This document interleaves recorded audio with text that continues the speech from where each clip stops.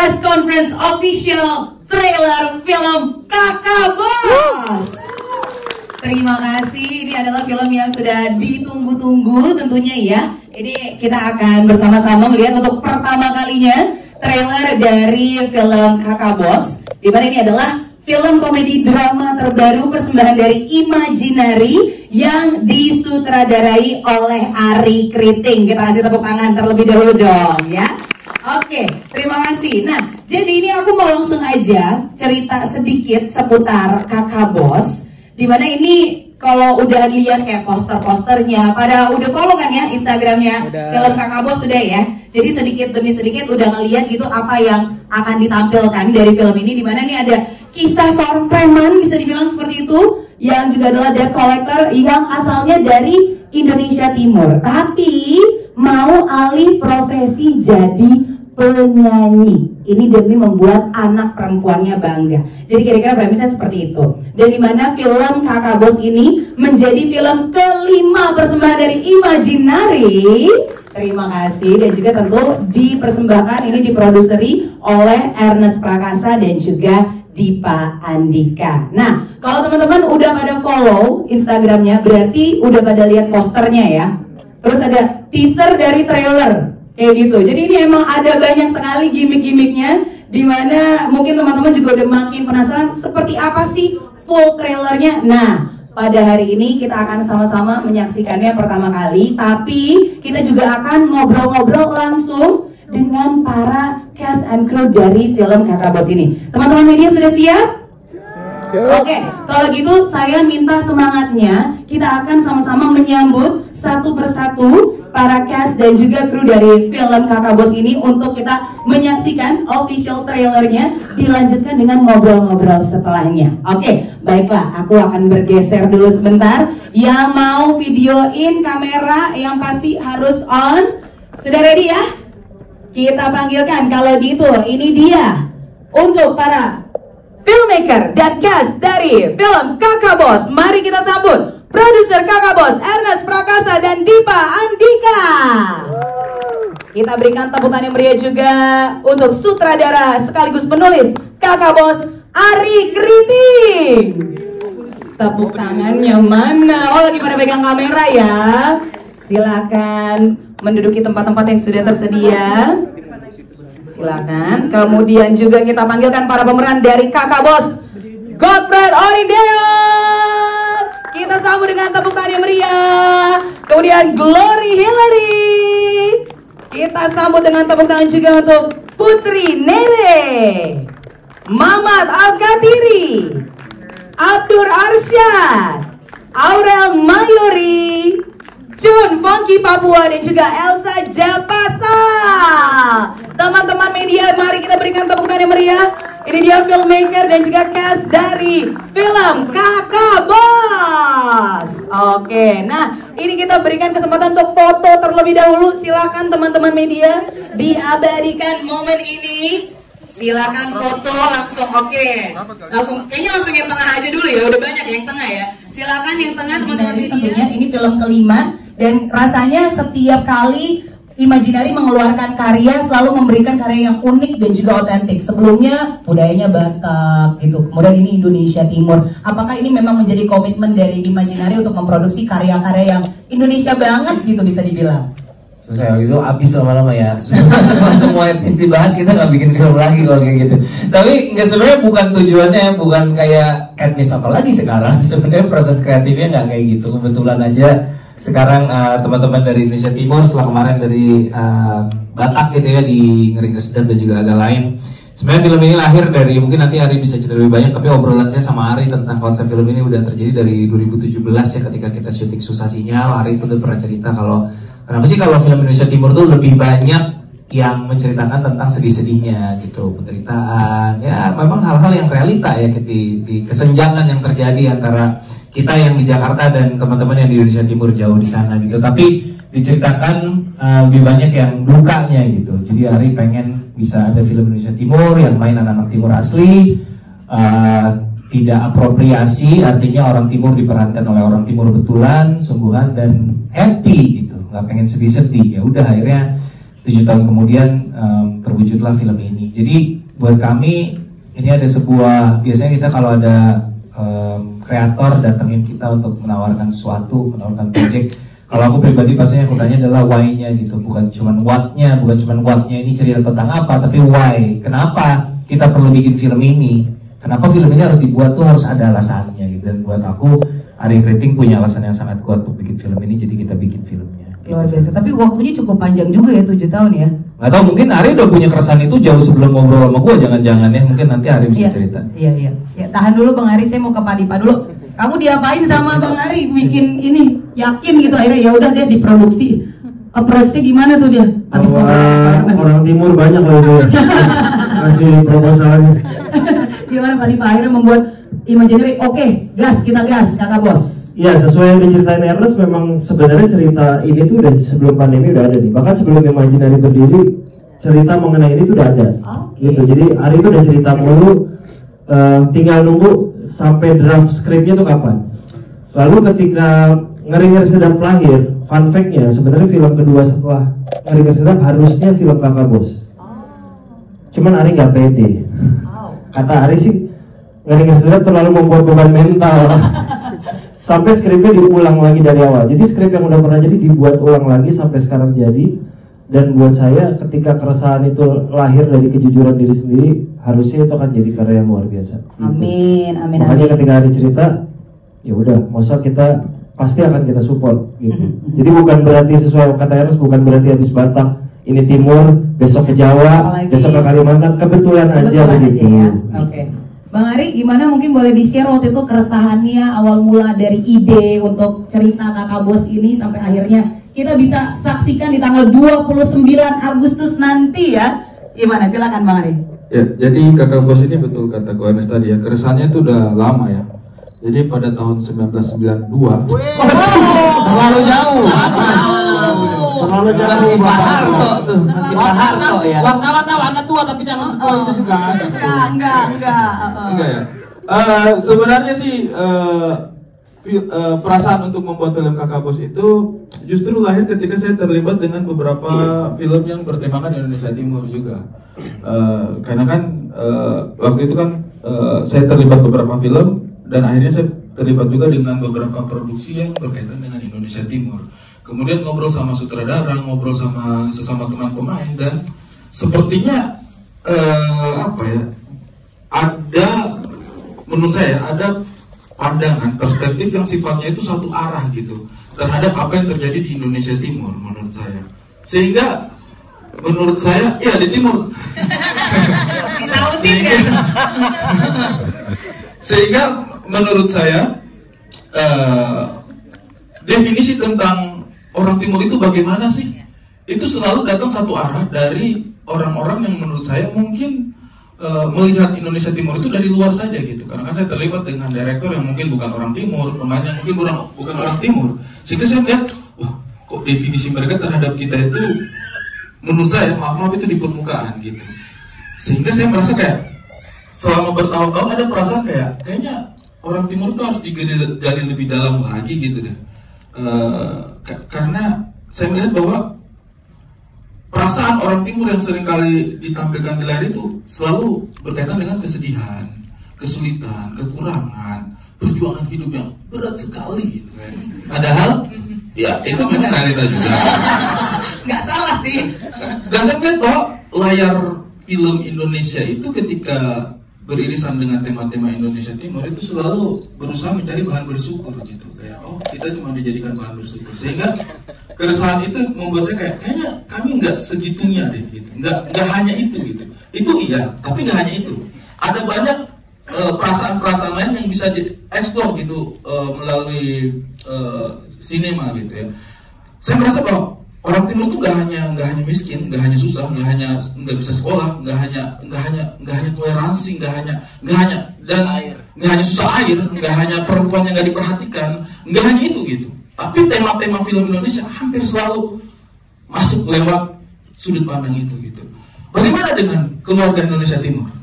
Yang biasa aja, yang hidupnya bahagia gitu. Masa nggak boleh kita tunjukkan? Apa perasaan-perasaan mereka? Bagaimana perasaan seorang anak yang punya bapak orang Timur gitu? Anaknya sekolahnya biasa aja gitu. nggak susah sekolah, nggak susah air nih. Keluarga di kakak bos ini nggak ada yang susah air gitu. Nggak tahu kakak bos waktu kecil susah air apa enggak. Tapi saya mengambil apa ibaratnya timeline-nya itu ketika semuanya sudah baik-baik saja. Karena saya merasa bahwa kayaknya kalau kita terus-menerus mencekoki pikiran orang dengan orang timur nggak baik-baik saja, selamanya kita akan merasa tertinggal gitu. Maka saya berharap bisa lewat kakak bos ini bisa memberikan alternatif bahwa orang timur bisa optimis, orang timur bisa positif, orang timur bisa bersenang-senang. Itu sih. Menyala Bang Kul, luar biasa. Nah tapi ini masih terkait dengan ide awal gitu ya. Tadi kan kita juga udah sama-sama menyaksikan trailernya. Ini cerita tentang bapak sama anak gitu ya Bang Ari ya? Iya. Yang diangkat itu ya? Iya, ceritanya tentang keluarga. Saya mencoba memotret cerita tentang keluarga gitu. Banyak sekali film-film Indonesia yang bertema keluarga gitu. Dan kakak bos ini juga saya rasa berusaha mengeksplor bagaimana sih sebuah keluarga orang timur ketika misalnya mungkin sudah meraih kesuksesan di Jakarta gitu. Kemudian dan sebenarnya ini kalau teman-teman dari timur sendiri pasti bersepakat bahwa hal-hal semacam ini umum kita temui. Kita punya kakak-kakak, kita punya om-om, kita punya teman-teman. Ada yang memang kehidupannya seperti ini gitu. Yang memikirkan sekolah anaknya yang baik seperti apa, yang istrinya memikirkan karir suaminya juga, yang suaminya juga sukses, punya banyak teman-teman, punya banyak anak buah gitu. Saya pikir itu sih yang coba kita potret bahwa keluarga Indonesia Timur itu nggak hanya yang harus susah air. Iya kan? Ada yang susah nyanyi juga. Ini dia. Saya pengen nyuruh kakak Godfred buat coba menyanyi jadi takut nih tapi saya ya. Ini oke, kalau gitu kita langsung ke kakak bos nih. Kakak bos luar biasa, kakak Godfred ya. Mungkin boleh diceritakan nih karakter kakak bos seperti apa gitu kan? Ini namanya adalah Ferdinand Omakare. Nah mungkin boleh diceritakan nih tentang karakternya, silakan. Ya. Karakter kakak bos tuh seorang bapak yang di luar dia boleh gahar gitu ya, takut gitu kayaknya orang-orang ngeliatnya ya. Pulang ke rumah dia tetap menjadi seorang bapak yang baik buat anaknya, suami yang baik buat istrinya, kakak yang baik buat adik-adiknya. Ya. Jadi apapun yang dilakukan di luar tuh semata-mata hanya untuk kebahagiaan keluarganya. Ini benar-benar setuju nggak sih kayaknya kalau kan keluarga dari suami saya juga kan orang timur ya, jadi kayaknya kelihatannya tuh gahar-gahar kayak Rambo tapi hati Rinto ya. Ini seperti itu juga ya, terdengar juga gitu dari cara pembicaraannya seperti itu ya kakak bos ya. Oke, nah kira-kira pendekatan seperti apa yang dilakukan pada saat syuting, proses kreatifnya pada waktu itu? Karena kan biasanya kan berantem aja nih biasanya kan, kebanyakan syutingnya. Terus ini film drama keluarga gitu. Ada kesulitan kah? Kalau di film ini sih sebenarnya kayak hanya menggambarkan kehidupan saya setiap hari. Hari-hari aja gitu ya. Tiap hari siksa orang, bro. Ya, saya terhadap anak-anak saya seperti itu. Terus memang selama ini orang banyak mengenal kalau di film kan saya tuh dari semenjak 13 tahun yang lalu terlibat dalam film tuh hanya tahunya hanya mukul orang, bunuh orang. Takut banget nih. Saja puji Tuhan kali ini diberi kesempatan saya menjadi bapak yang seutuhnya. Gitu. Ya, jadi selalu anggapan bahwa orang timur itu seperti yang di film-film yang lain saya perankan selama ini itu sebenarnya orang timur itu seperti di kakak bos juga ya. Jadi yang tidak menggambarkan kenapa saya selama 13 tahun dikasih film itu terus mungkin gambaran orang timur bahwa orang timur itu seperti yang selama ini saya perankan. Padahal kan orang timur tuh ya hari-harinya kayak gitu yang ini di kakak bos ini ya. Itu gambaran keluarga timur seperti itu. Berarti ini ada perasaan yang berbeda banget ya dalam memerankan Ferdinand Omakare ini ya di film kakak bos ini ya. Kayak wah ini nih gue nih gitu. Itu sudah. Itu sudah. Ada nggak momen dia nangis nih pas lagi syuting? Ada ya? Ada. Nangis itu beneran nangis yang kayak gitu ada ya? Ada ya kakak bos ya? Itu cerita sih tidak apa-apa. Iya, jangan spoiler tuh. Pokoknya ada lah. Pas lagi syutingnya aja gitu. Ada. Jadi kalau saya merasa sih salah satu orang yang pertama kali saya temui setelah Ko Ernest dan Bang Dipa setuju untuk bikin film ini itu adalah Bang Godfred, karena saya rasa di antara kami semua anak-anak timur yang pada akhirnya berkecimpung di industri film ini, Kakak Godfred yang paling senior. Cuman saya lihat sih Kakak Godfred itu punya talenta, punya potensi, tapi tidak pernah dikasih ruang gitu.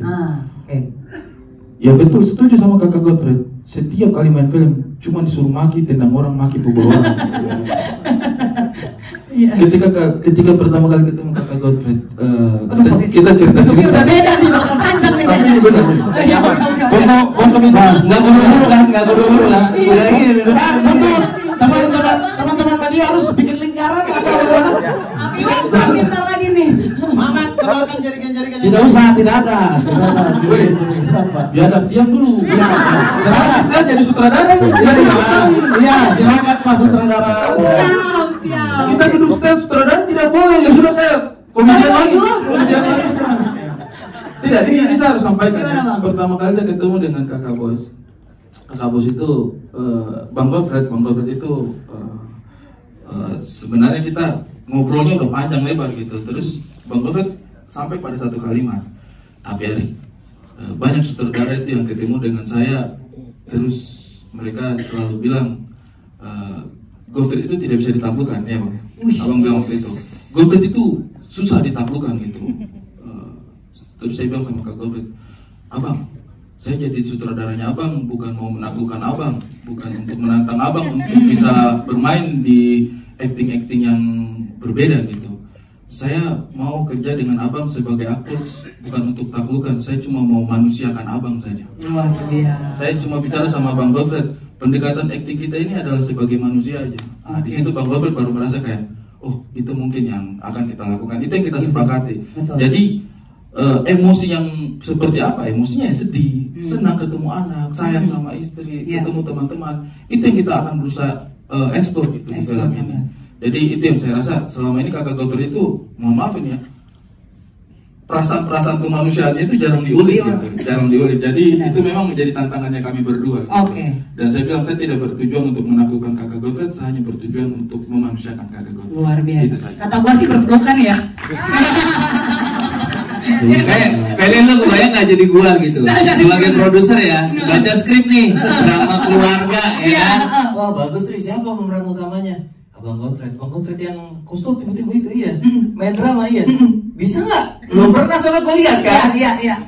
Bisa Bang, saya percaya dia bisa. Oke, deg-degan tuh. Deg-degan kan?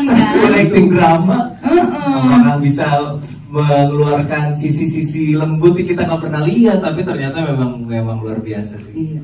Aman tapi ya Kakak Bos ya. Dan itu pertanyaan saya pertama ketemu Ari juga. Begitu dia nyampaikan ini, kamu percaya sama saya? Oh, iya. Dan begitu dia sampaikan, saya percaya sama kakak. Oke. Atas dasar apa lu percaya sama dia? Di bawah teman-teman yang lain ya. Nggak ada presidennya lihat Bang Godfred main drama. Kok bisa percaya gitu? Apa gitu dasar kepercayaannya? Mungkin gini tangannya, oh percaya sama saya. Ini bola gitu. Tangannya kita nggak lihat kan. Iya betul. Karena itu sesuai dengan definisi karakter yang ada di dalam cerita ini. Oke. Itu saja. Makanya menurut saya sih kita harus mulai percayalah sama originalitas gitu. Iya. Saya lihat yang saya tulis itu Kakak Godfred gitu. Kakak Godfred Iya langsung kan, ya. seorang preman. Ada tawanya nih, ada takut-takut. Makanya kalian lihat nggak sih? Ini ceritanya itu bukan seorang apa ya, bukan seorang marketing yang baik dan dibully di jalanan, bukan? Betul. Profil kayak gini nggak mungkin jadi itu. Tapi Kakak Bos ini orang yang berkuasa, yang punya power gitu. Dan saya lihat Kakak Godfred punya aura itu gitu. Tinggal bagaimana untuk membawa sisi kemanusiaannya aja. Itu yang menurut saya sering skip. Ya. Nggak aja sih, itu nggak aja sih. Iya. Itu berat juga. Tapi kan disupport dengan cast yang lainnya juga yang luar biasa kan. Makanya ensemble-nya bagus, jadinya pendampingan karakternya juga jadi lebih baik gitu. Alhamdulillah sih dapat produser seperti Guardian sama Bang Dipa. Makanya saya tuh senang sekali, alhamdulillah sekali Imaginary mau memberi ruang untuk seperti ini. Luar biasa. Saya pikir ketika membicarakan case seperti, mohon maaf nih banyak Oki Rengga, Benedion, apalagi Benedion, acting Benedion, ya Allah, si kaku banget ya. Si kaku banget gitu. Saya pikir itu problem yang sama, tapi Koeren sama Bang Dipa punya keberanian untuk menjajal semua hal-hal seperti itu gitu.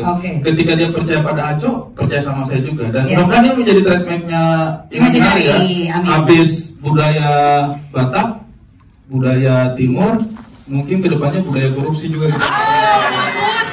Bagus. Langsung closing. Aduh, padahal gue tadi mau bridgingnya ke Imaginary memberikan ruang gitu ya. Padahal gue mau ke Glory juga. Ini luar biasa. Oh boleh, banyak juga nggak apa-apa kakak. Banyak boleh juga. Banyak keresahan ya, banyak keresahan. Iya. Jadi waktu terus pertemuan berikutnya dihubungi ini sama ada laki-laki Eric Briting, beliau bilang, kakak ini Ernest sudah lampu hijau. Mantap. Saya dalam hati, Ernest secara intelektual di dunia perfilman itu udah kelas inilah gitu kan. Saya dalam hati, wah ini tantangan luar biasa buat saya nih. Saya mulai gugup awal, wah saya bisa tidak menjawab, pasti ekspektasinya dia kan tinggi, sedangkan saya kan belum pernah dilihat, seperti yang Ernest bilang kan belum pernah lihat drama apa semua yang tahuannya selama ini kan caci maki orang, injak orang kan gitu. Tapi karena ada laki-laki ini bilang, saya percaya sama kakak, saya harus jawab itu dengan harus memberi yang terbaik. Dan saya berusaha itu. Puji Tuhan semuanya kita lewati dengan baik. Puji Tuhan. Tepuk tangan kali ya boleh ya. Ini kayaknya personal banget gitu ya, kayak wah luar biasa sih, nggak sabar sih 29 Agustus. Dan ini mempertemukan kakak Bos dengan anaknya ya kan, kakak Godfrey kemudian dengan adik Glory juga. Ini debutnya ya, luar biasa. Debut di industri film, langsung jadi adik bos di sini ya. Anak bos, oh bukan adik bos, anak bos. Gila. Ini boleh diceritain nggak waktu itu keikutsertaannya gimana nih? Kan kalau tadi kakak Bos diceritain ketemu sama Abang Ari gitu kan. Nah kalau kamu ditemukannya gimana nih untuk bisa menjadi anaknya kakak Bos ini?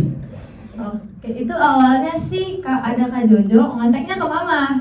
Oke. Casting director. Ngonteknya langsung ke Mama, ditawarin kayak ada film dari Abang Ari, judulnya ini. Terus ini PH-nya Imaginary gitu. Terus aku kan lagi zaman sekolah lah itulah. Iya. Jadi Mama cuma ngabarin kayak nih diajakin casting.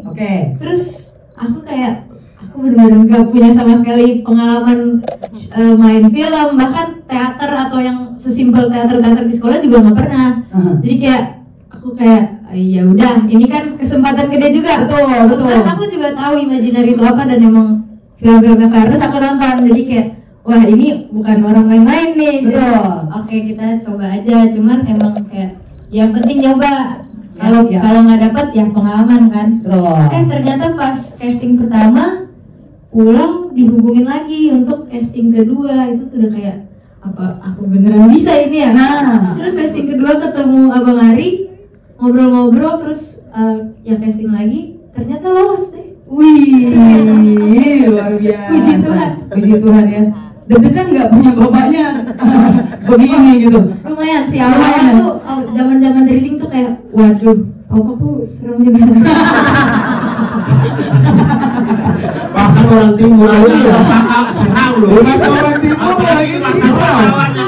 orang timur ini. Kayaknya kita pulang deh bang. Bener-bener. Tapi akhirnya gimana nih? Ini debut kamu gitu kan, abis itu menjadi anak bos gitu. Karakter developmentnya dari reading, proses kreatifnya pada waktu itu gimana? Menyenangkan? Ada rasa takut atau bagaimana tuh? Takut udah pasti ada karena ini kan aku bener-bener nggak tahu ya benar. Pengalaman pertama banget. Cuman sangat amat menyenangkan sih. Kayak sangat dibimbing sama Abang Ari, Abang Kristo juga kayak dari proses reading tuh diajarin terus-terusan lah kayak nanti pas di sini nih kamu yang emosi yang dicari tuh apa, ekspresinya kayak gimana. Jadi benar-benar dan intens juga kan sama Om Godfrey. sama papa. Jadi dari awal tuh sebenarnya aku kayak lumayan bingung nih, kayak aduh ini pendekatannya harus seperti apa. Cuman karena makin lama jadi terbiasa juga, kita ngobrol juga, berdialog, apalagi sama mama, jadi kayak makin lama makin dapet nih. Dapat banget memang, satu darah memang ya kan, jadi gampang ya. Oke, nanti kita mau ajak ngobrol ke mama, cuma kayaknya yang di belakang udah ngantuk tuh. Oh enggak, lagi pas lagi kayak diem. Frekuensi mic. Ngapain dilihat frekuensi mic-nya? Gitu. Bisa nggak awalnya langsung keluar ya? Gak bisa.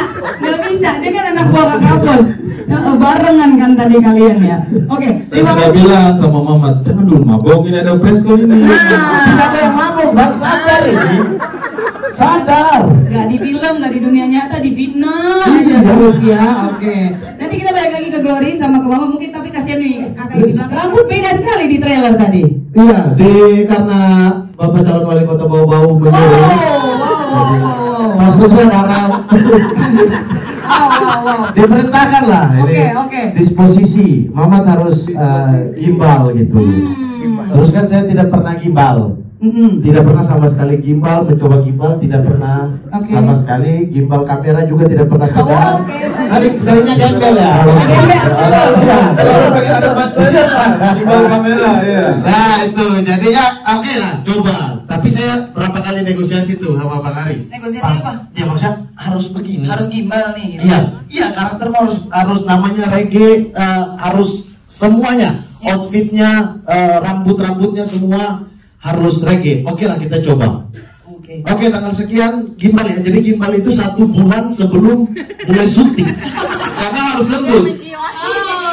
Kalau gimbal terlalu cepat itu dia. Jadi gimbal masih keras gitu. Jadi kayak iya kelihatan. Nah ya sudah akhirnya ke kantor Imaginary, gimbal dimulailah. Dan itu saya menangis sumpah. Saya sutradara saya pukul sumpah. Pengen tahu nulisnya di mana waktu itu? MC. MC-nya pemain. Boleh kembali ke karakter. Iya, akhirnya sudah gimbal itu sekitar 5 jam. Proses di gimbal dari jam 1 siang sampai jam 6 sampai maghrib tuh. Oke. Di gimbal, di tengah-tengah gimbal ini ada 2 jam dalam 2 jam pertama di tengah-tengah gimbal. Saya tuh ditelepon karena saya kan harus ke luar negeri waktu itu. Keren. Saya harus ke Italia ketemu distributornya. Mereka waktu itu distribusi senjata. Ya ada. Saya harus ke Italia, tiba-tiba dari orang visa telepon. Fotonya harus diganti. Jadi buka lagi atau gimana? Saya kan udah kirim foto tuh. Iya. Foto apa lagi yang dikirim? Mak, foto aja sekarang. Terus? Sebentar ya ayah. Saya tunjukin ya, kenapa saya nggak bisa foto sekarang? Foto itu rambut masih naik-naik begini nih, yang kayak satu-satu naik begini.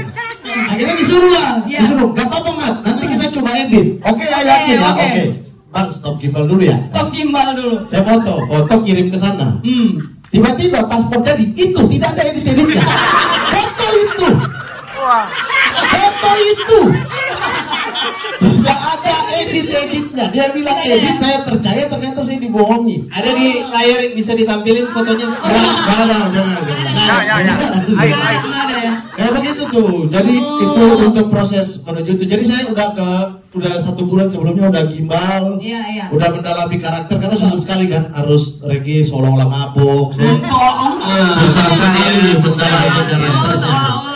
Beneran ini. Goyangnya yang tambah-tambah ya. Tapi dari tadi Mamat pegang mic-nya pakai tangan kanan ya, biar kirinya bisa gini-gini ya. Ada apa di tangan kiri? Oh, astaga, nikah. Gitu. Ya, tapi ini kan semua demi persiapan film Kakak Bos. Betul. Karena diminta langsung juga sama Bang Ari karena karakternya juga menarik. Saya belum pernah juga gimbal, pengen coba karakter ini kayak gimana. Apa rasanya Mat di gimbal, Mat? Sakit ya, Mas? Sakit, dan saya tuh waktu saya 1 minggu gimbal, saya sudah tidak tahan tuh. Terus? Saya minta tolong lah saya sudah tidak anggap sutradara, saya anggapnya abang udah. Abang, siapa tahu abang kasih solusi. Betul. Saya di Itali tuh. Itu keren. Padahal nggak perlu informasi itu ya. Perlu kok. Lagi cosplay Moiskin kan? Tidak, itu informasi perlu biar kalian tahu orang timur bisa sukses. Bisa, Kakak Bos tentang orang timur yang sukses. Oke, bagus. Orang timur juga bisa jadi TKI.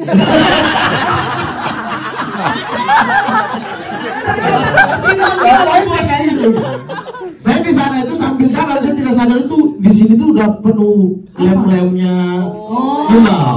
Lem gimbal. Nggak tahu apa itu, pokoknya putih-putih di sini.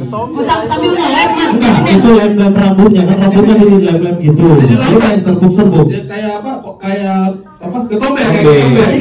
Tapi kayak sabun gitu loh, deterjen gitu. Banyak di sini banyak banget. Intinya kau penyakitan lah. Bukan. Ada fakta nggak sih? Ya. Dulu. Saya udah nggak tahan lah di sana. Udah ini nggak tidur tuh nggak bisa. Sakit sekali dan tidur ketusuk pintu. Saya foto lah ke Bang Hari. Bang, bisa nggak kita explore lagi nih karakter ini? Bisa tidak saya cabut dulu ini rambut? Terus? Cuma dirit. Bagus, dirit doang. Ternyata gambar itu dia kirim ke Abdul, mereka dulu jadi bahan tertawaan. Bagus dia.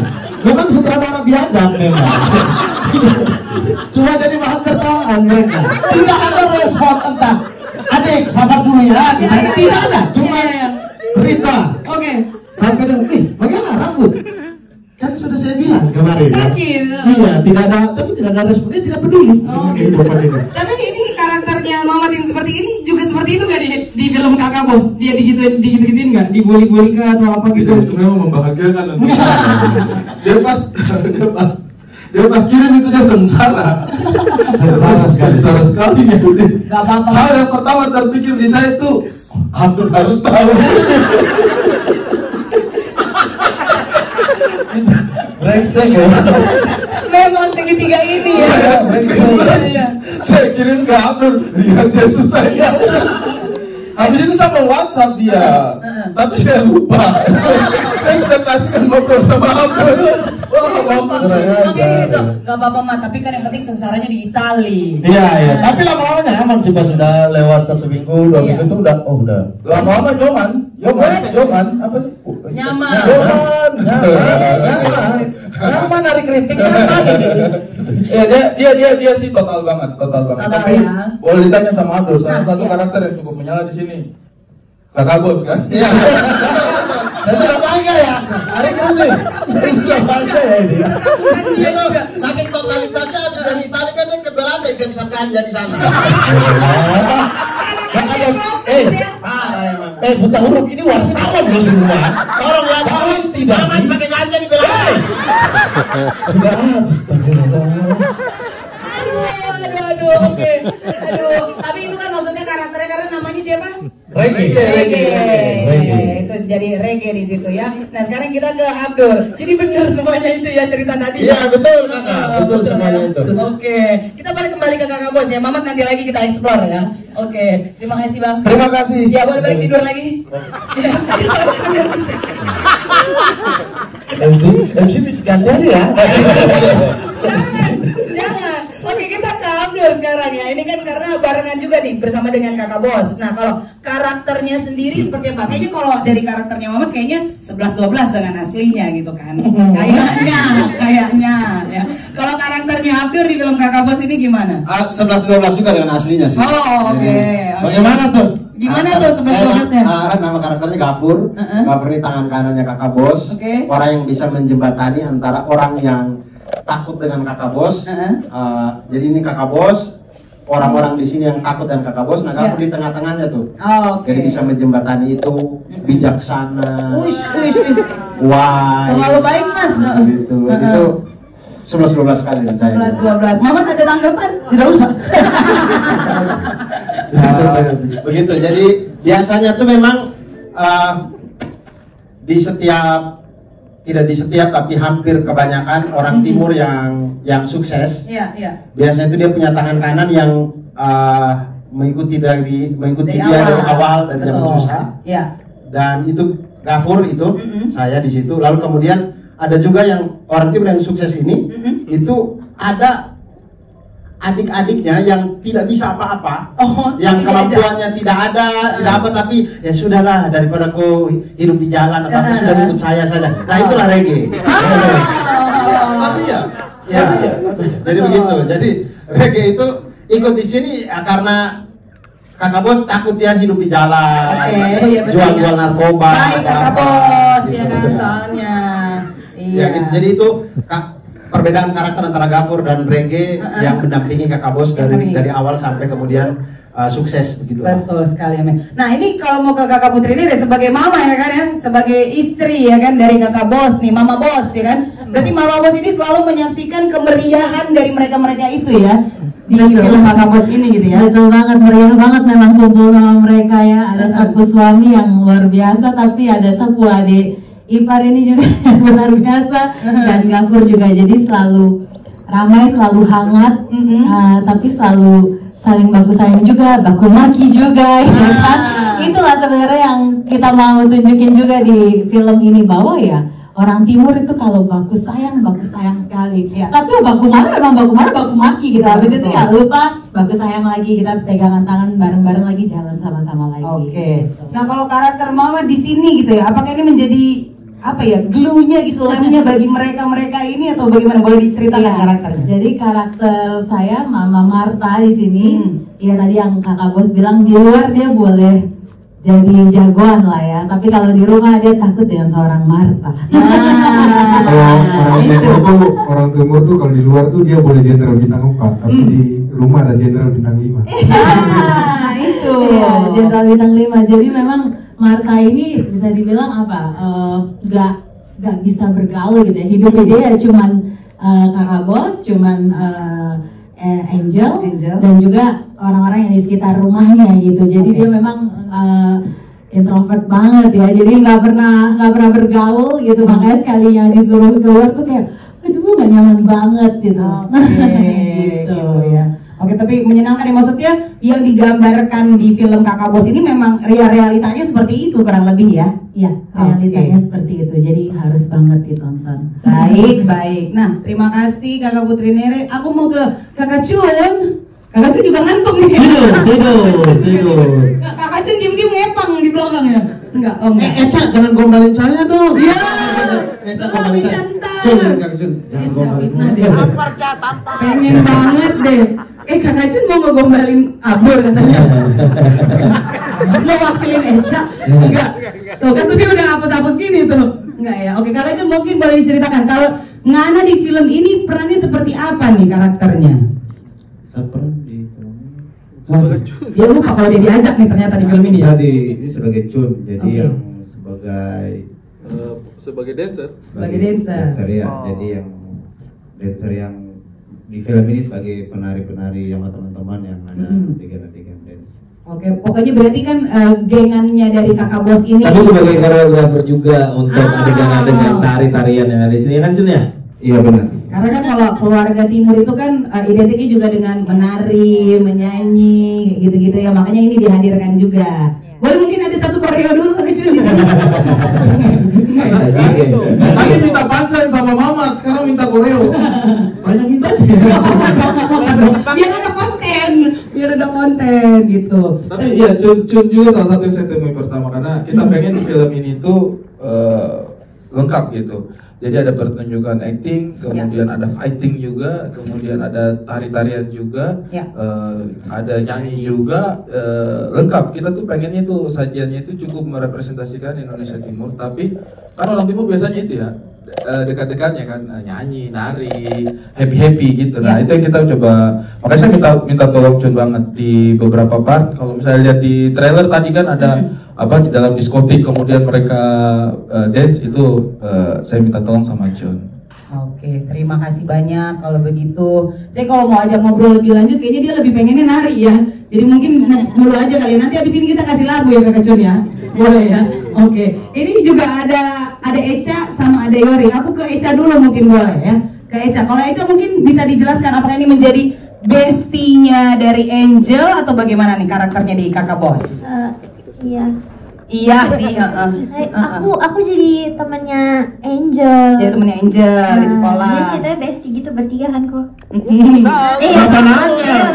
Bertiga aku sama Yori jadi temannya Angel. Yori jawab. Nah Yori belum. Nah. Ganti. Ayo, Ada tuh, Mike kena selamat tuh ada tuh. Oh iya benar. Jangan deket-deket Yori. Oke, gimana? Persahabatannya kayak gimana nih di film ini, mungkin boleh diceritain? Kalau aku temenan dari SMP. Jadi kita udah bestie parah lah ceritanya gitu.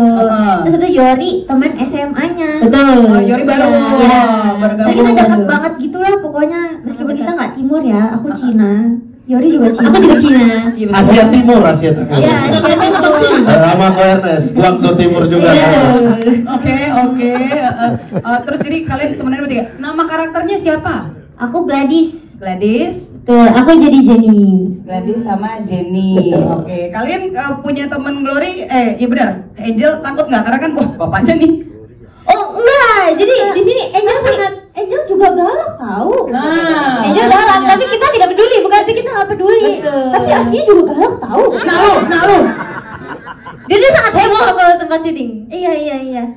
Jadi kalian sebelumnya tapi belum kenal dong ya? Belum. Karena ini kan debutnya dari Glory juga gitu ya. Nah terus kalian gimana biar bisa jadi bestie? Apa yang kalian lakukan?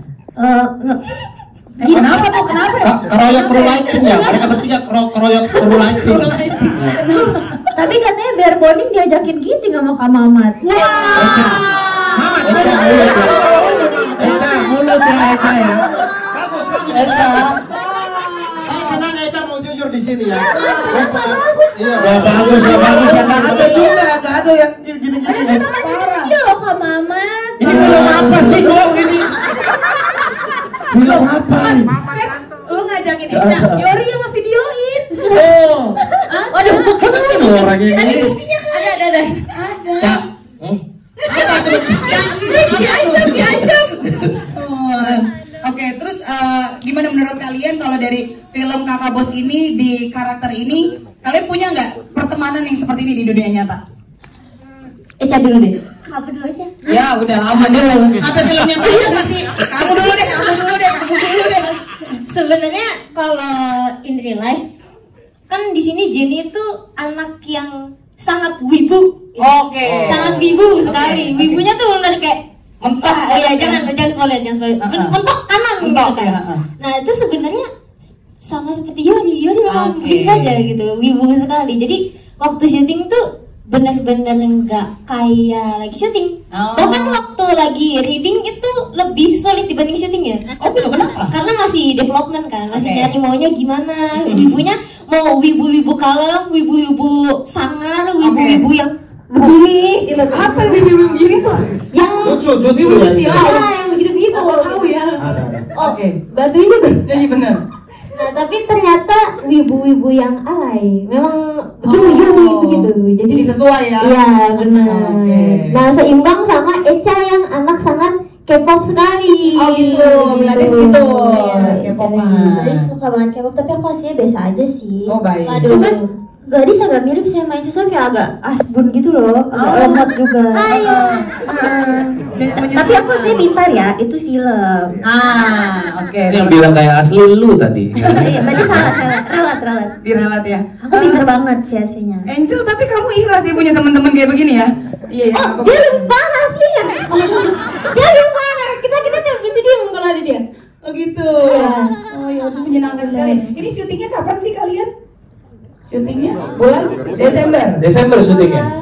Syutingnya Desember ya. Setelah selesai syuting agak lain, kita masuk ke prepsnya ini, kemudian Desember kita syuting. Jadi waktu post production malah lumayan menyenangkan sih, malah kita punya 7-8 bulan ini untuk post production, malah jadi nggak buru-buru, seneng gitu. Dan kayaknya rasanya kita juga nggak sabar untuk menyaksikan ini di sini aja tuh semenyenangkan itu, sekekeluargaan itu, bahkan dari timnya Kakak Bos, terus dari anak-anaknya juga gitu kan, dari Angel dan teman-teman gitu ya. Dan ini semua akan kita sama-sama saksikan tanggal 29 Agustus 2024.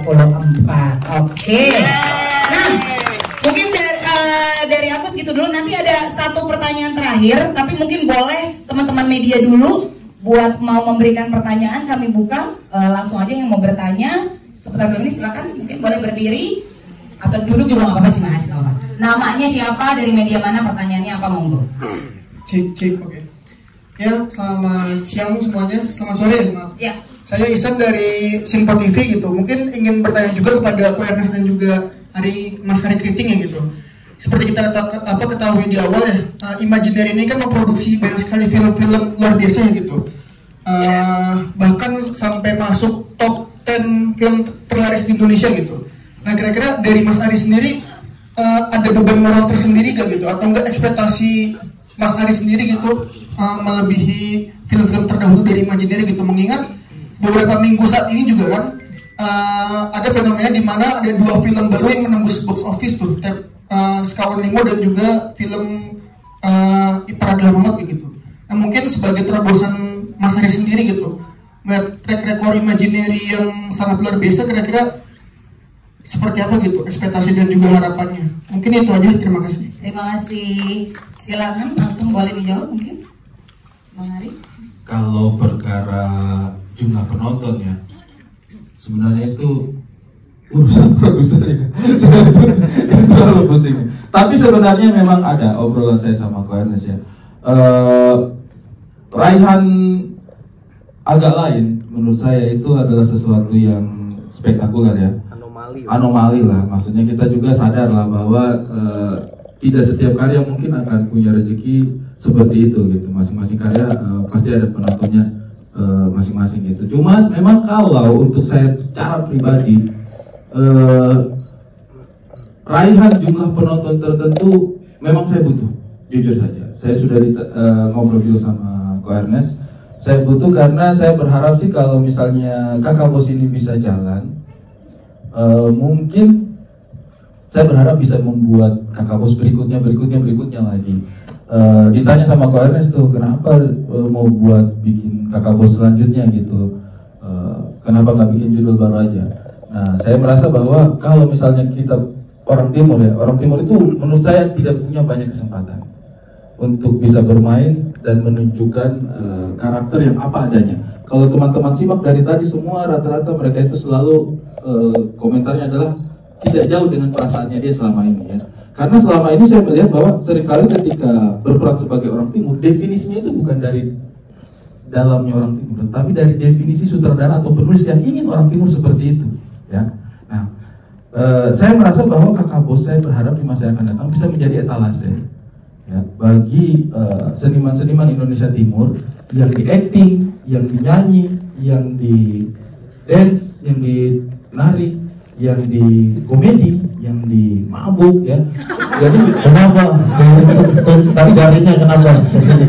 Ya, jadi saya berharap Kakak Bos itu bisa menjadi etalase untuk itu gitu. Karena saya merasa masih banyak teman-teman saya yang punya talenta yang mungkin belum sempat saya ajak bermain di ruangnya Kakak Bos yang juga terbatas gitu ya. Durasinya 120 menit, 2 jam ya, terbatas gitu untuk ngajak semua orang. Jadi itu yang mungkin sempat saya sudah sampaikan kepada Ko Ernest. Jadi mungkin itu sih kalau ditanya soal ada nggak harapannya untuk penontonnya bisa jalan, ada. Karena saya berharap ini bisa berlanjut dan bisa saya ajak lagi teman-temannya saya yang orang timur yang lain. Karena saya merasa mungkin tidak terlalu banyak lah kesempatannya untuk kami gitu. Itu sih. Terima kasih Ko Ernest.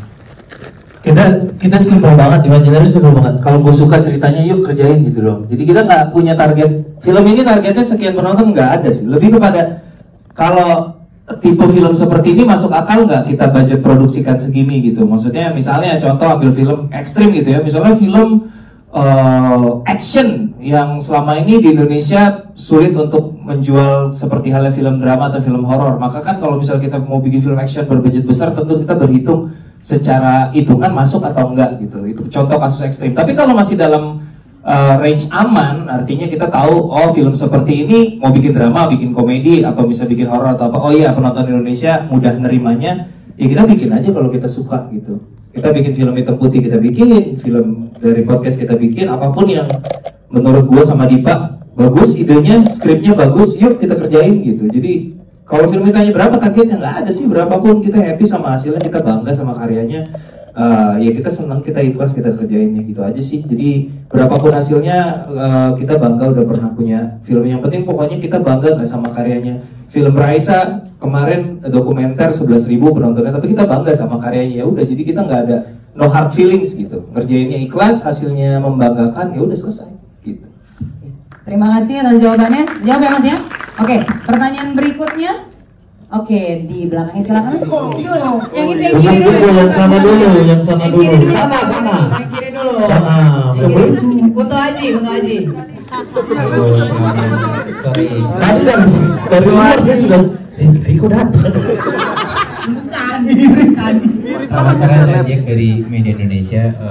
Mau bertanya ke Kakak Ari. Tadi kan sempat mention di awal tuh tidak mau a priori, maksudnya karena ini ceritanya tentang orang timur, jadi karakternya juga harus mereka yang berasal dari timur. Apakah itu juga yang mungkin di proses castingnya sampai kemudian harus mencari ini, misal seperti ketemu Glory dan sebagainya, karena apakah memang mungkin di industri layar kita itu memang masih kurang talent dari Indonesia Timur, dan kemudian secara dari POV kreator apakah juga masih kurang sehingga POV yang dipotret itu kemudian ya POV dari orang Jakarta gitu, dari industri Jakarta yang memotret bahwa orang timur seperti ini. Dan bagaimana menurut Kakak Ari, Kakak Bos, apakah bisa menjadi katalis ke depan bahwa cerita-cerita yang lebih beragam itu bisa lebih muncul gitu. Terus untuk awareness, kalau tadi kan Kakak Ari juga sempat bilang mau ada ini ya, maksudnya jadi franchise lah katakanlah Kakak Bos, tapi kan Imaginary selama ini selalu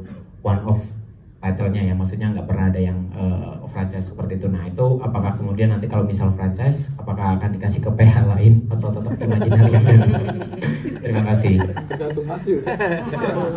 Oke, silakan. Ya, sebenarnya ya masalah orang timur memerankan karakter orang timur atau karakter bukan timur memerankan karakter timur itu sebenarnya buat saya tidak sesederhana itu, Jadi bukan berarti kita batasi ya kalau bukan orang timur jangan jadi orang timur, bukan sebenarnya.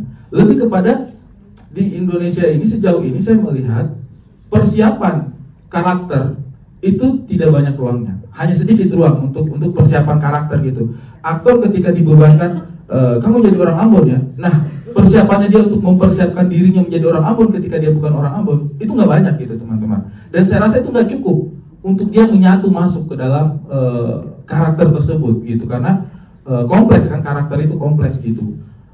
Nah itu yang saya rasa lebih gampang kalau misalnya saya cari karakter-karakter yang memang sudah punya background Indonesia Timur gitu, sehingga tidak harus mempelajari lagi. Jadi kalau misalnya ada aktor-aktor yang tertantang untuk wah saya orang Jawa nih tapi pengen jadi orang Kalimantan atau orang Ambon, silakan gitu. Yang penting persiapannya cukup.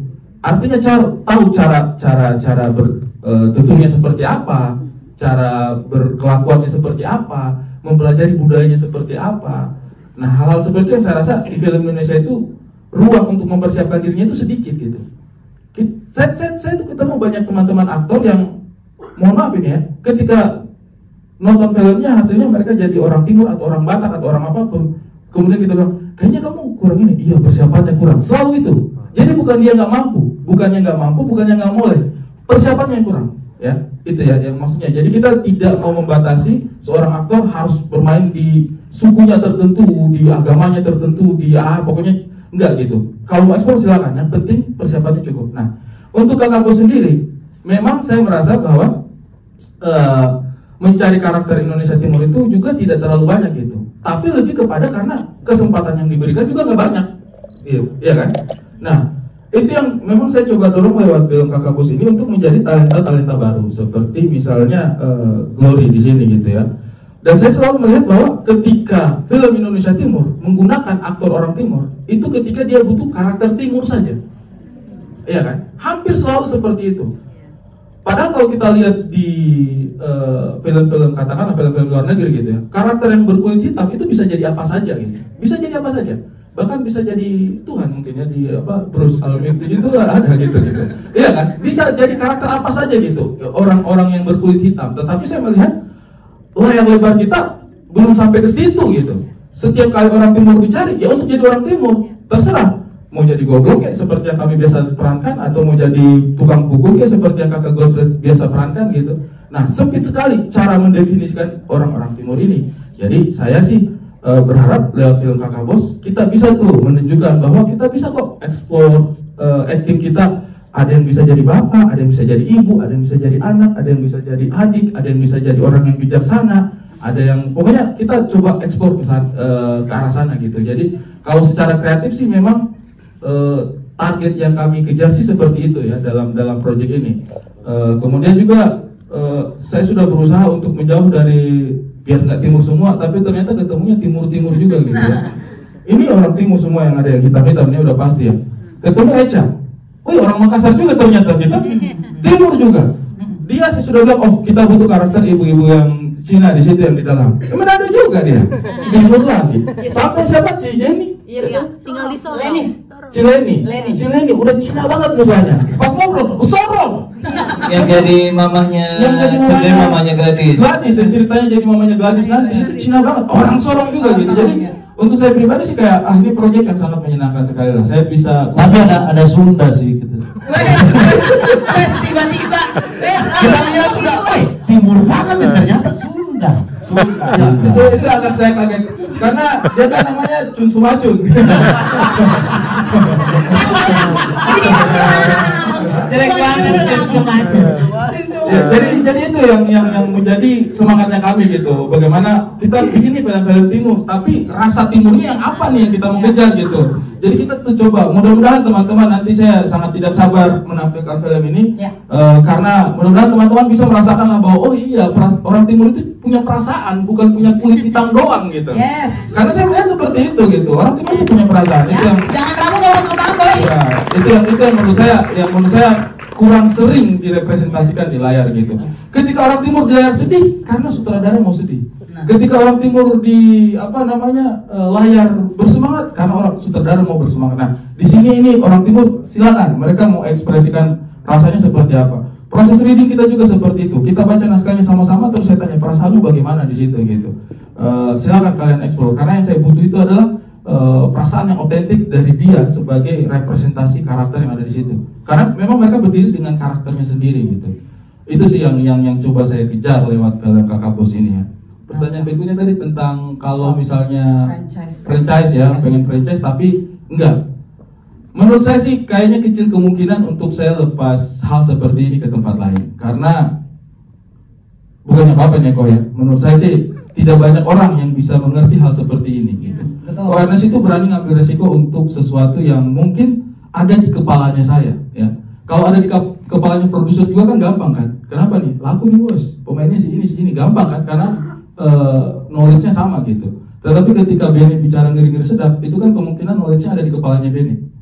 Saya tahu sih diskusinya Benny sama Koernes kadang-kadang Koernes punya sesuatu tapi orang Batak nggak begitu. Nah, Koernes itu bisa menerima hal seperti itu. Oh iya, mungkin knowledge-nya ada sama dia. Sama juga di Kakak Bos seperti itu gitu. Ada beberapa hal yang mungkin knowledge-nya ada di kita gitu. Nah, Koernes itu orang yang terbuka untuk melakukan itu. Jadi saya pikir sih kalau misalnya hal seperti ini mau dibawa ke tempat lain belum tentu bisa. Mungkin ada, mungkin pasti ada ya, pasti ada. Tapi mungkin tidak banyak gitu opsinya untuk memilih mengeksekusi hal seperti ini. Saya berharap sih mudah-mudahan Imaginary konsisten seperti ini ya. Amin. Sudah bikin film berwarna, bikin film yang hitam putih, bikin film yang hitam banget juga udah. Bagus. Film hitam putih udah, ini film hitam banget. Kalau tadi Jack bilang belum pernah, ya kan never say never ya. Belum pernah bukan karena mengharamkan, lebih karena belum, balik lagi yang tadi belum ada why-nya gitu. Kalau tadi kan Ari bilang alasan dia karena ada banyak lagi sisi kehidupan spektrum keseharian orang-orang timur yang belum nggak muat di film ini karena cuma satu film. Jadi itu why-nya kan ada. Jadi never say never sih sebenarnya. Kayak kita Imaginary sampai sekarang belum pernah bikin horor. Bukannya haram, cuman belum nemu aja, belum ada skrip yang ketika kita baca wah ini harus dibikin gitu. Jadi never say never, mau itu sequel, mau itu genre tertentu yang kita belum pernah bikin, bukan berarti kita tidak akan bikin. Horor Timur lah nanti berikutnya ya. Apa? Horor Timur. Horor Timur. Udah ada yang bikin itu, udah akan horor Indonesia Timur semua makin gelap nanti kita. Nggak usah di make up. Sudah setan semua ini setan. Kayaknya tadi Mamat nggak terima tahu karena tadi Bang Ari bilang iya ada yang adik, ada yang bijaksana gitu deh. Kayak kok aku cuma adik doang nggak dibilang bijaksana juga. Ya, ini kok salah tunjuk bijaksana bisa ke awareness ke sini gitu. Jarinya ke Abdur bijaksana tuh tidak langsung salah. Salah katanya. Salah penempatan. Kan karakter. Bukan aslinya. Bukan aslinya ya. Oke. Saya orang paling gampang itu, kakak bos, saya butuh karakter yang bisa baku pukul dan garang. Oh, Om Godfrey, gitu kan. Saya butuh karakter Gafur yang Islami dan sangat bijaksana. Wah, Abdul Arsyad gitu kan. Saya butuh karakter anak yang seru banget tapi punya aura. Saya waktu casting dia ini, saya sudah casting beberapa orang ketika dia Glory masuk, saya itu dia beberapa saat gitu karena kayak saya langsung ketemu dengan karakter Angel yang saya butuhkan. Saya langsung dapat gitu kan. Saya butuh karakter seperti itu. Saya butuh karakter ibu-ibu yang bisa menguasai suaminya. Saya butuh tuh karakter intimidatif ya. Intimidatif. Saya tahu dari zaman Putri Nerek pacaran sampai jadi nikah, orang ini intimidatif. Dia pasti tahu cara memainkan ini semua. Gitu. Makanya buka-buka kartu ya Ari. Saya butuh karakter yang bisa mengekspresikan tarian yang tidak hanya sekedar tarian yang modern, juga tarian yang punya unsur etnis Indonesia Timur. Saya cari Chun gitu. Mamat cari sesuatu. Mama tunggu ini. Ya, gimana? Sorry, karakter namanya reggae, iya kan? Suka pikirannya kemana-mana, iya kan? Aneh-aneh. Iya. Blunder mulu. Betul. Siapa lagi? Ya Mamat. Tapi Anda kan film pertama Prodi Santo yang OTT. Ini film bioskop pertama Ari Kritik kan? Iya. Kenapa dua film itu semua peran saya begini-begini? Ya udah terima aja lah. Efek sutradara apa begini? Saya tuh memang mengimajinasikan orang timur yang punya kemajuan. Ya. Yang ini. Tapi kan saya tidak mau terlalu tidak mau terlalu ambisius gitu. Tidak semuanya maju memang. Harus ada yang menjaga kita dari realita. Kalau penonton lihat semua, kayaknya ini terlalu menghayal ini. Masa orang timur hebat semua? Harus ada yang kayak kamu, Mat. Berarti tumbal lah ya. Oke. Pelengkap, Mat, pelengkap. Tapi kalau Ernest, Bang Ari, Bang Dipa, Abdur sudah bisik sama saya. Apa tuh? Kalau film ini 3 juta penonton, dia nikah lagi langsung. 3 juta penonton, teman-teman tulis, teman-teman. 3 juta film kakak bos, Abdur poligami ketiga. Yang kedua udah. Yang kedua kapan? Ya, nggak tahu apa sih ya. Nanti deh.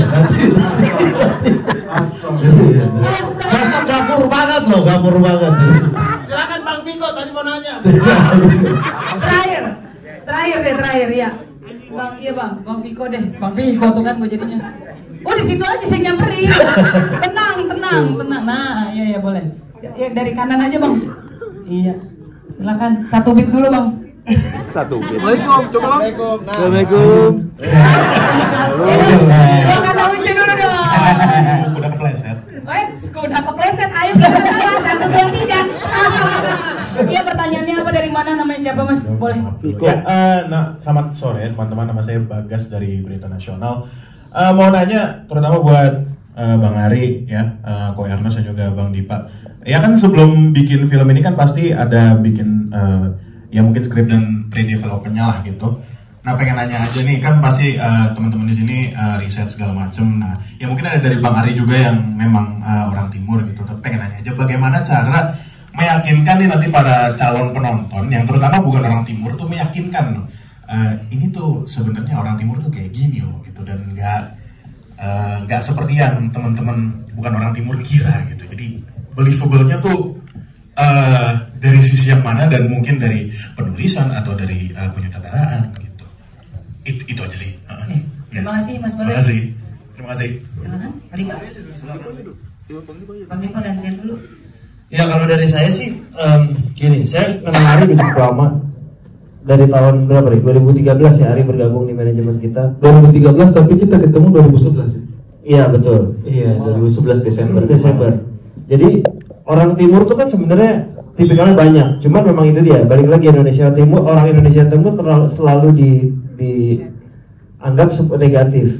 Jadi ketika saya pertama kali baca skrip ini, saya tidak melihat bahwa ini orang Indonesia Timur yang kayak biasa gitu. Ini bahwa orang Indonesia Timur yang perlu kita kasih lihat ke orang-orang. Makanya ketika kita bikin trailer pertama kali, kita juga lumayan lama berdiskusinya bahwa jangan sampai lagi-lagi kita ngasih lihat orang Indonesia Timur yang doyan pukulin orang. Karena kan tadi kalau lihat ada fightingnya juga kan. Itu kita mencari cara supaya orang melihat Indonesia Timur dari sisi lain gitu. Kalau nanti teman-teman nonton sepenuhnya pada saat 29 Agustus atau nanti pada saat screening ya, teman-teman akan melihat bahwa ini adalah benar-benar pure Indonesia Timur yang berbeda. Indonesia Timur yang ada di ibu kota, Indonesia Timur yang punya, tetap ada sisi timurnya yang keras, tapi sebenarnya mereka punya hati yang lembut. Itu akan ada di sini semua. Jadi kita berusaha menampilkan kejujuran orang Indonesia Timur dari dua sisi yang berbeda. Jadi tetap ada kerasnya, tapi tetap ada kelembutan juga. Itu yang kita pastikan ketika ngedit. Kita harus punya sense yang bisa diterima oleh seluruh masyarakat Indonesia, bukan cuma orang Indonesia Timur itu sih. Karena kan lagi-lagi ketika lihat orang Indonesia Timur, paling nanti kakak bos ujung-ujungnya miskin, atau kakak bos ujung-ujungnya mukulin orang. Gitu kita mencari hasil editan yang bisa diterima oleh banyak orang sih itu. Ari kalau mau nambahin boleh.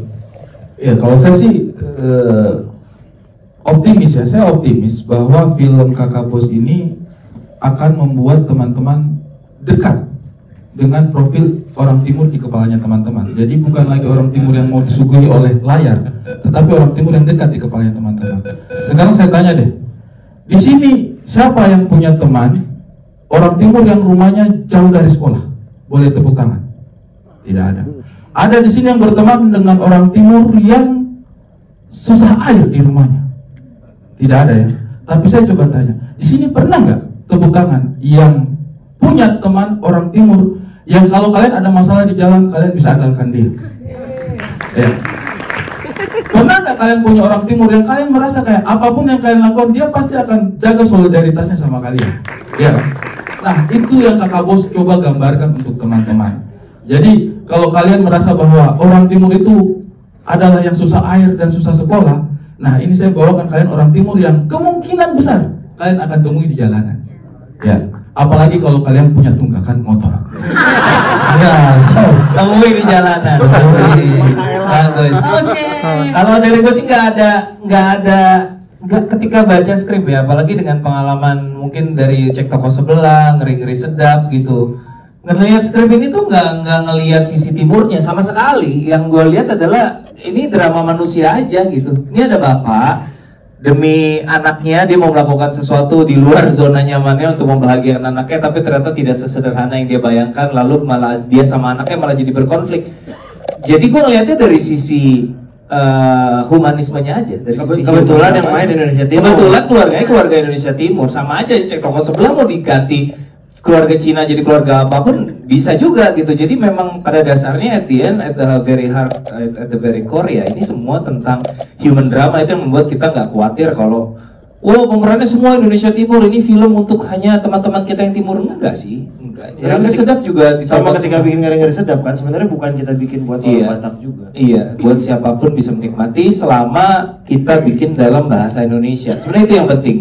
Kalau kita mulai masuk ke ranah bahasa daerah itu lebih menantang pasti, karena itu sedikit banyak kita membuat penonton teralienasi gitu. Ada rasa kayak ini mungkin film bukan buat gua kali ya, ini mungkin buat orang Timur aja gitu. Seandainya film ini dalam bahasa Timur, tapi tentu ada dialek. Tentu kita nggak berusaha menghilangkan dialek-dialek logat dan segala macam, tapi bahasa Indonesia rasanya cukup untuk menjembatani antara keluarga ini dan keluarga dari suku manapun di antara penonton. Oke, baik. Mamat sempat beride bahasa Inggris sebetulnya. Wow, ya. Kejauhan, Mat. Tapi kita takut jadi kayak film Afrika. Iya, takutnya Afrika TV show gitu kan.